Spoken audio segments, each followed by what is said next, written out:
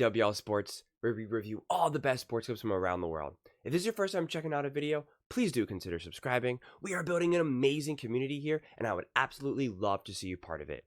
We're watching a clip of First Things First, talking about Justin Fields being traded to the Steelers. Honestly, I'm queuing up this clip. You're right, I have it set up, and you can see that it's obviously paused right now.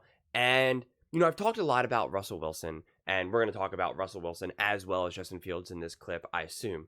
But I think actually, though, this is such a perfect representation of Russell Wilson, because we see Justin Fields, right? They made a trade for Justin Fields, and now Russ says, let's get it at Justin Fields, you know, QB room about to be fire. Okay. And that is both the good thing about Russell Wilson, but also simultaneously the bad thing. Before we jump into the clip, I just want to, you know, share my quick thoughts, because I see that this is paused like this, and it just automatically makes me think of, like, there's no way Russell Wilson is excited about having Justin Fields there. He's not a fool. He knows the pressure that brings. He knows that if Russ starts to mess up a little bit or has a bad game, even a bad drive, there's going to be chance of Justin Fields.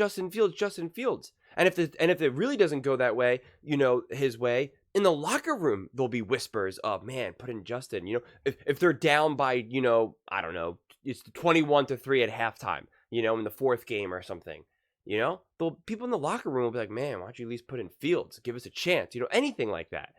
And so on one side, Russell Wilson's being a good team player, but we also know that it's not sincere. And one of the worst things, from my viewpoint personally, in life in general, is people who are fake nice, inauthentically nice. You see this with a lot of religious traditions. I'm not calling out any specific religions. I'm not doing that at all. But religions typically preach, obviously, to be kind, to be, care about others, all that. And that's great, obviously, right? We could all use more of that. And to some degree, maybe fake nice is better than, fake kindness is better than no kindness. That may be true when you're talking about in generalizations, when interacting with complete strangers, going to the grocery store, helping someone on the side of the road or something, for whatever reason. But when you're talking about like actual connections now, actual relationships, whether it be with the fans even, because that's a step up than the grocery store example, or in the actual locker room or in your own relationships, friendships, family dynamics, being inauthentically nice, being fake nice, being fake kind, fake genuineness, but genuineness, it rubs you the wrong way because it's not real. And people like to be around people who are authentically themselves. And this, you just know, there's no way Russ is happy. There's no way that he's like, yeah, let's go, Justin Fields, QB room about to be fire. No one who's fighting for their own career, their own livelihood, is excited that someone else now behind them is younger, faster, stronger, who's also now fighting for his livelihood. No one wants that. So I just wanted to share that off at the top, that is part of the big problem why so many people around the NFL do not like Russell Wilson. And this tweet, I think, perfectly sums it up. But without that, let's jump into Justin Fields. Let's see what they have to say, and we can break it down from there. Start with the newest man of steel, Nick Wright, who's going to have an iron plate. Okay. Justin Fields now in Pittsburgh, but it doesn't look like there's going to be a quarterback competition. I guess so, sure. Which frankly seems strange. Russ tweeting that the quarterback room is about to be fire. That's good. So we'll start with you, Nick. Should Russ be the Week 1 starter? If it were up to me, no, but I'm certain he will be. And I think quarterback competitions are slightly overstated by the media because of the lack of time. Because if you have two new guys and you're going to need to get at least one of them up to speed, I buy that. They are going to need so much more time in your offseason with the ones. You know what I mean? With the starters getting the reps. So I think a quarterback competition with an incumbent and someone brought in to compete with him is different than this situation where both guys are totally new. And if you give both guys, 45% of the first team reps with the other third quarterback getting 10% of them, neither's going to be ready. So I do think it will be Russell Wilson week 1. But as confident as I am that it's Russell week 1, I believe it would be Justin week 18 and the weeks leading up to it. I do not think Russell Wilson will keep this job, but I think he will start with this job on a very short leash. And because I am much more pessimistic about Russ's ability in any offense, much less the Steelers' offense right now with their lack of overall skill position talent, I don't think he'll keep the job, but I think it will be his week 1 job. Well, one, I think they do have skill position talent. You got Freiermuth at tight end. You got Pickens. I know they got rid of Deontay Johnson, but you got Pickens. You got 2 good running backs. So I think they got pretty good talent.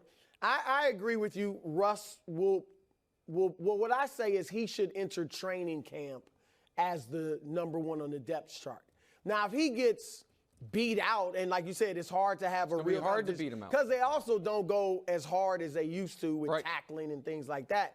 So, but if he were to, he would have to like really just completely outshine Russ passing because we know running he's going to be a better runner.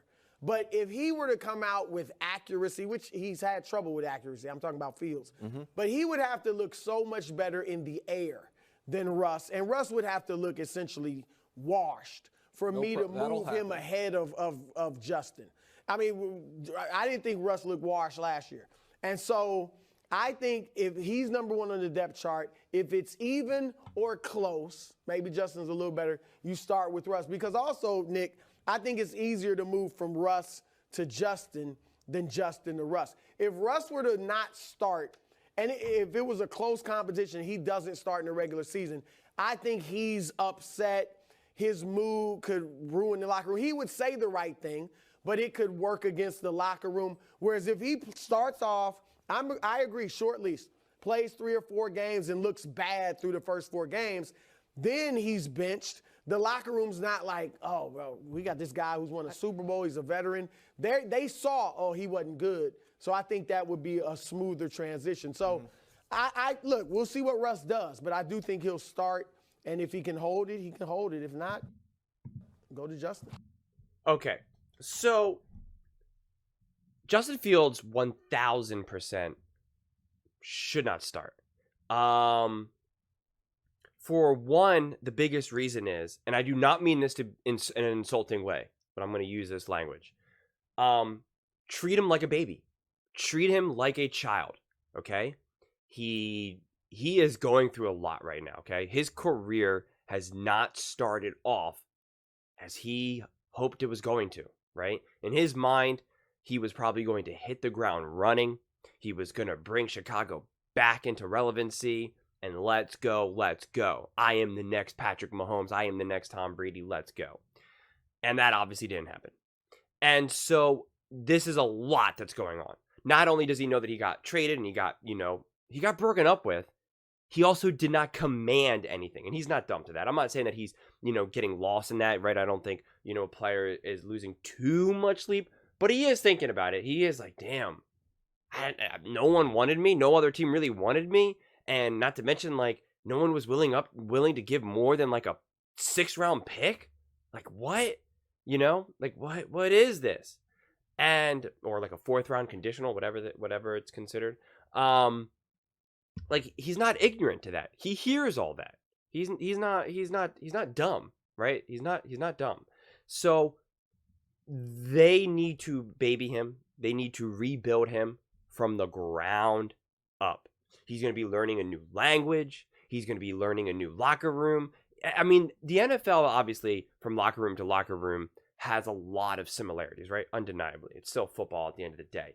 But it is different energies. It's like, if you're an accountant and, or you work at, construction, or you're a painter, whatever it is, if you switch jobs, yeah, sure, it's a lot of the same stuff, but it's different. It's different people, different faces, different energy, different rules and regulations, just different everything. So at the end of the day, sure, it's still football, but there's a lot of differences. And someone like Justin Fields, who has not had success, relatively speaking, you're going to just throw him into this and say, okay, you're a starter now, let's go.